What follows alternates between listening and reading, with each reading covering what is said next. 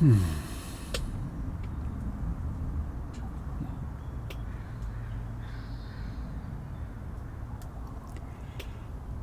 morning, dear friends.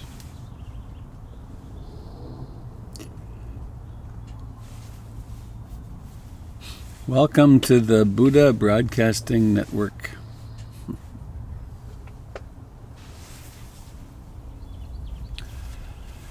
I'm Robert Beatty. I'm coming to you from my backyard in Beaverton, Oregon. And this is an offering of the Portland Insight Meditation Community, which you can find at portlandinsight.org. It's the 5th of June.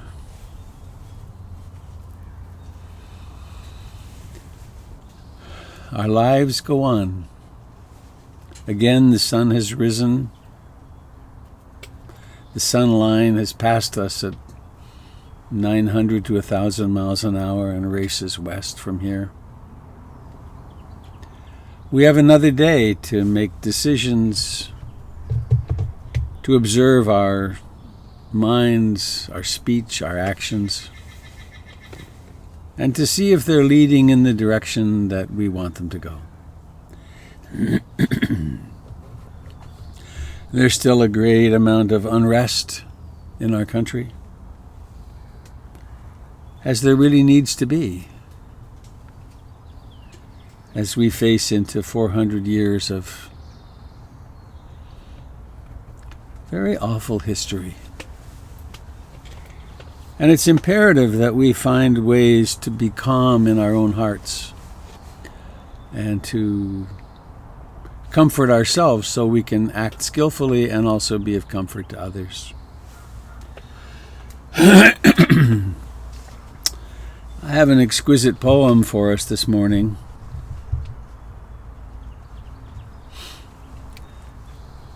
I must have shared this, I've shared this hundreds of times with individuals. And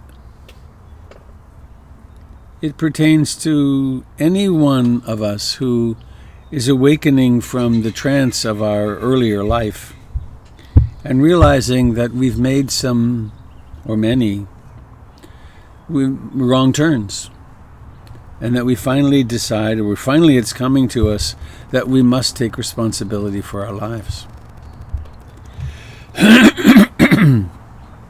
It's Mary Oliver, and the poem is The Journey. Jim, I just remembered I'm going to deputize you here. There you are, co-host. Good.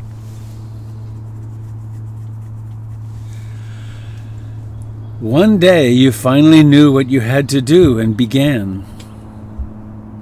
Though the voices around you kept shouting their bad advice. Though the whole house began to tremble and you felt the old tug at your ankles. Mend my life, each voice cried. But you didn't stop. You knew what you had to do. Though the wind pried with its stiff fingers at the very foundations. Though their melancholy was terrible. It was already late enough and a wild night on the road full of fallen branches and stones. But little by little, as you left their voices behind, the stars began to burn through the sheets of clouds. And there was a new voice, which you slowly recognized as your own, that kept you company as you strode deeper and deeper into the world, determined to do the only thing you could do. Determined to save the only life you could save.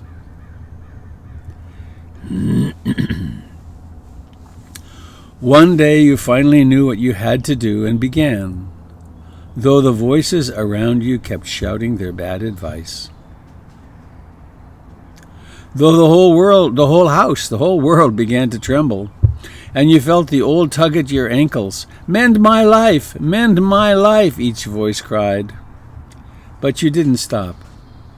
You knew what you had to do, though the wind pried with its stiff fingers at the very foundations, though their melancholy was terrible.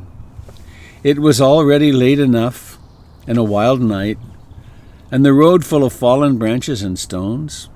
But little by little, as you left their voices behind, the stars began to burn through the sheets of clouds, and there was a new voice which you slowly recognized as your own, that kept you company, as you strode deeper and deeper into the world, determined to do the only thing you could do, determined to save the only life you could save.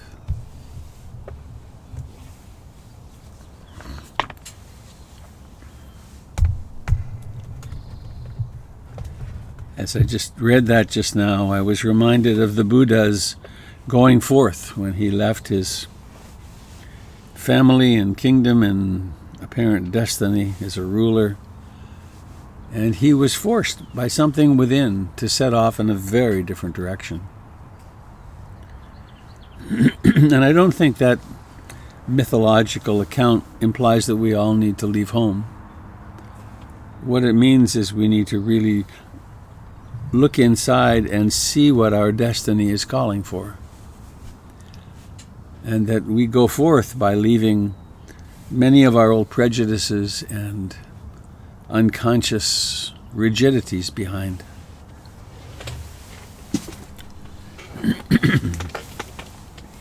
And in support of that,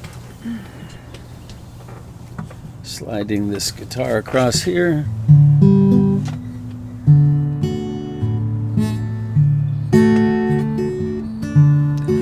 I take refuge in the Buddha, in being awake. I take refuge in the Dharma, the teachings that show the way, that articulate the path. And I take refuge in the Sangha, the community of practice. Because to do this on one's own is very unlikely. It's too hard. It's hard enough with loving community surrounding us. I take refuge in the Buddha, the one who shows me the way in this life. Namo Buddhaya, Namo Buddhaya, Namo Buddhaya.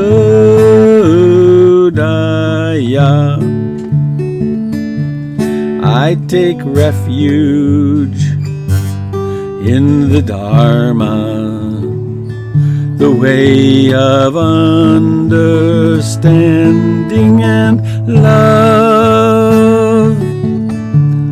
Namo Dharmaya, Namo Dharmaya, Namo Dharmaya.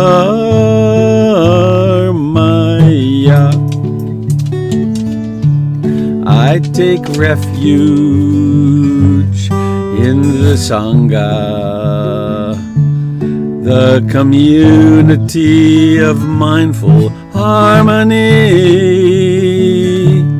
Namo Sanghaya, Namo Sanghaya, Namo Sanghaya.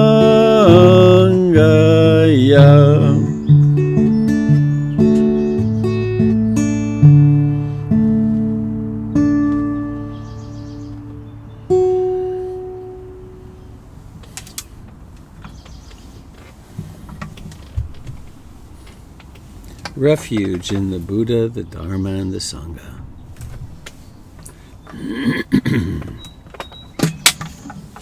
This is an old tradition, 2,600 years. Millions of people have walked this way before. It's a well-trodden path. We don't have to make it up. We don't have to invent it. And so we sit.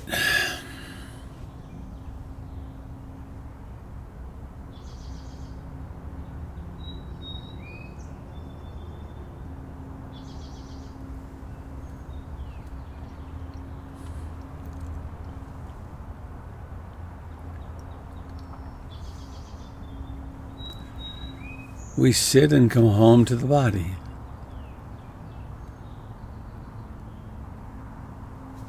To the fact of its aliveness.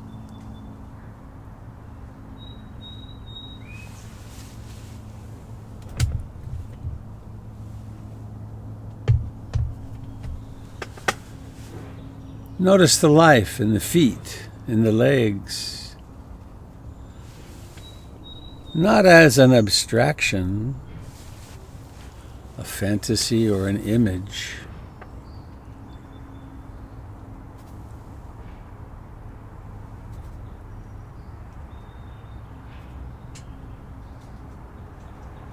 But actually as life.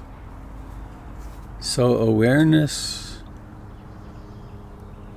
meets life, arises with life.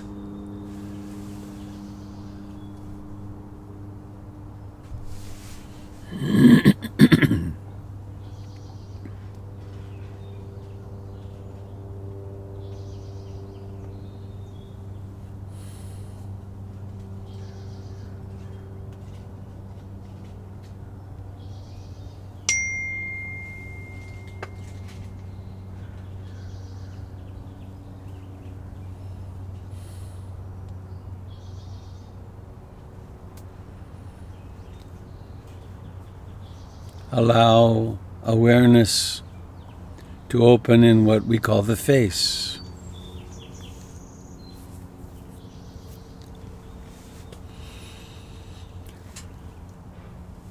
In the sensations of life in this region of the universe we call the face.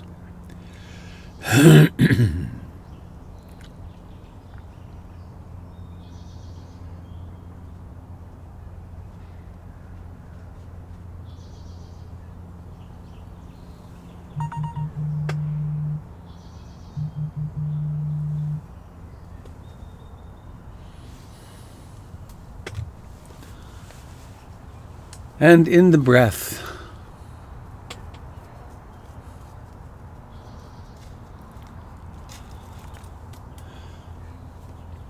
it's a big thing, the breath. Once we discover it,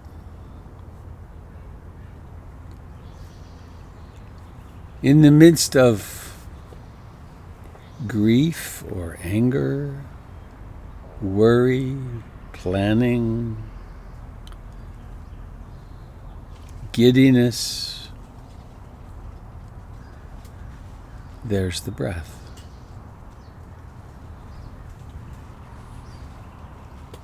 And of course, it's not really the breath, it's the sensations of the body in breathing and out breathing.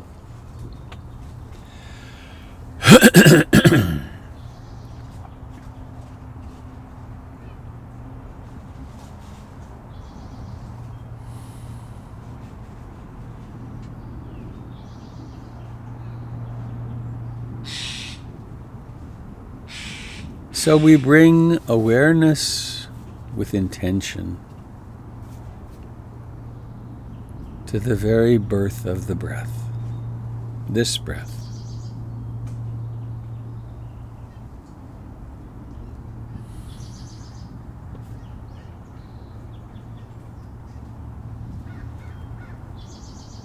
Everything else disappears. The past and future are gone. There's just this now, breathing in.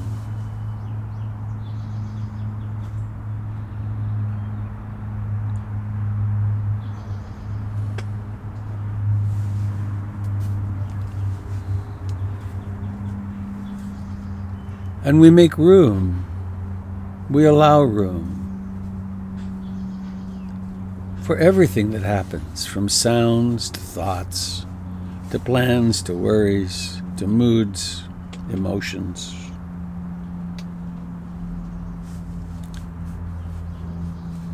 In so doing, we actually change the locus of our identity.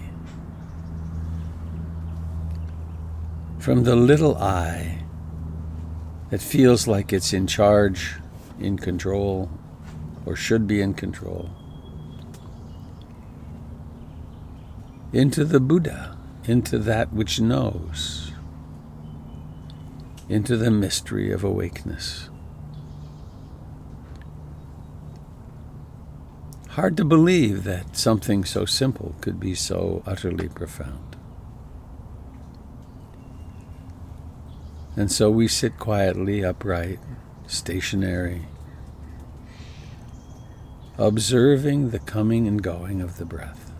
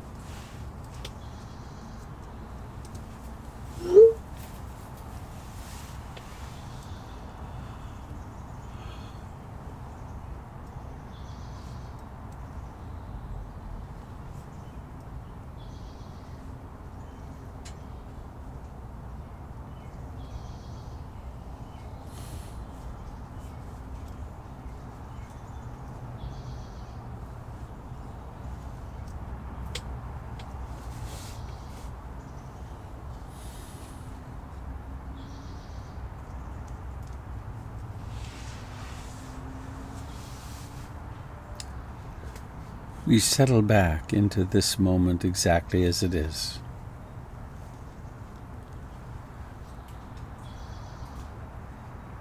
At other times in our day, we may be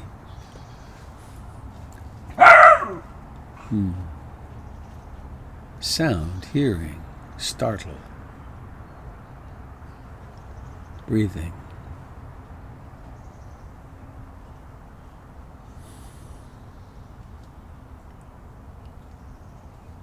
We may be very intentional in action at other times of day, having the experience of making things happen in the world. For our meditation time, we allow the world to be.